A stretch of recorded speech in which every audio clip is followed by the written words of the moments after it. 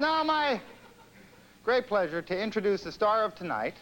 She is the young comedienne of our show, originally from New Orleans. She's lovely, she's bright, and she is very funny. Please give a warm welcome to Ellen Degeneres.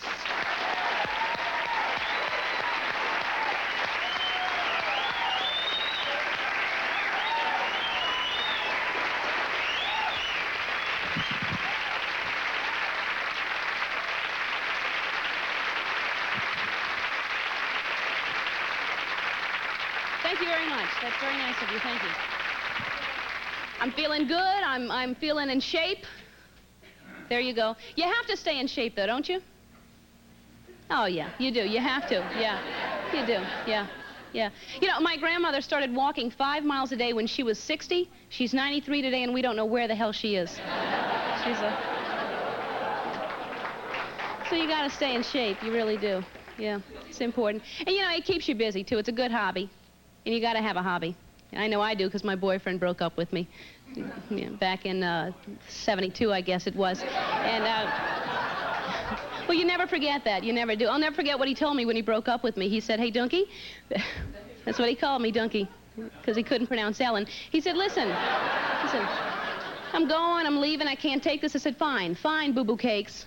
That's what I called him, boo-boo cakes, because that was his name, actually. That's, Boo-Boo Cakes Jones. I hated that name. You always notice things after you break up with them or they break up with them, all these things you hated about them, things you don't even know why you were with them in the first place, right?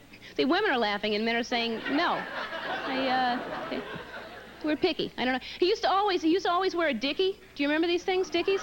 Yeah. Always, not even with a shirt. In the summer, he'd wear shorts and a dickie. Just a goon, you know. Puka shells around the dickie. Yeah. He didn't know.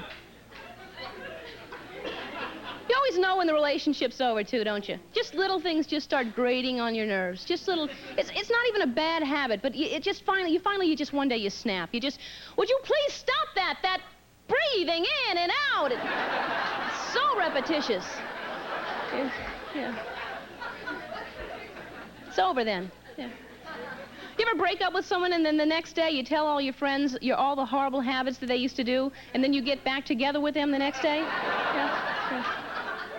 Now, your friends think you're an idiot because you're back together with this guy that likes to dress in your mother's underwear and be called Sapphire, you know. And you're stuck with him the rest of your life because your friends have left you. You know. Yeah. I worry because, you know, it's been a while since I've been with anybody, and I thought maybe I, forgot how to do it. And a friend of mine said, listen, Ellen, having sex is kind of like riding a bicycle, you know what I mean? And I know it's been a while, but I don't ever remember pedaling. I don't, yeah. Once, but I was really, really drunk, you know. I don't, Yeah. Sex is a strange thing, isn't it? It's a crazy thing. We probably have the most normal mating habit, though. You know what the black widow does? Immediately afterwards, she kills him and eats him. Which, you know, when you think about this, isn't that bad of an idea. Because we all make mistakes, you know. You just don't want that evidence walking around. I slept with her.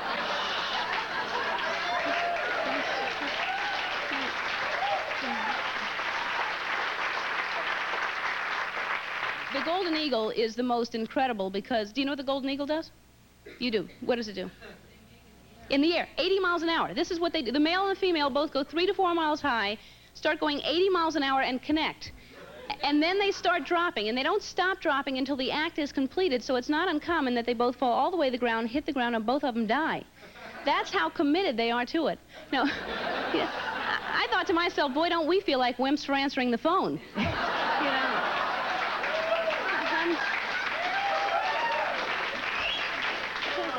I'm thinking, you know, if I were one of these two birds, you're getting close to the ground, I'd seriously consider faking it. You know? Yeah. You're out of there. There are other nights. You know, it's good. It's great. You know, people come up to me after the show and talk to me and ask me questions, and it's great. They always come up and say, first of all, Ellen, you're incredible. But second of all, Bill, is your life as a performer, is it that much different than ours, the little people, the nobodies, the scum? And I'll tell you, I don't think it is. I think we're all the same. I think we all enjoy doing the same things. For instance, do you do this when you're in a grocery store? You're in line, you're checking out your stuff, and you look to the person next to you. You start trying to figure out what they had to come in for and what they're just kind of picking up. You do, especially if it's just a few items. If it's like whipped cream, douche, and a lawn chair. You know, like,